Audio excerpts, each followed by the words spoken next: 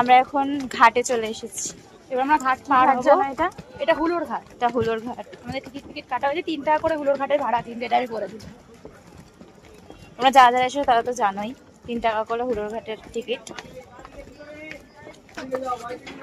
এই সব না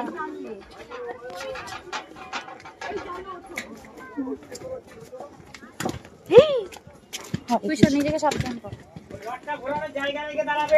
এই কত এরা মিল এই তাকাও আছে মাল আছে নদী কিনে নিচ্ছে ওরা এবে ভাগীরথী কিনতে পারিস না ওইটাতেই দাঁড় করবে ঘুরি। আমরা কৃষ্ণনগর স্টেশন থেকে হুলোর ঘাটে চলে এসেছি আর 3 টাকা করে টিকিট কেটে নিয়েছি।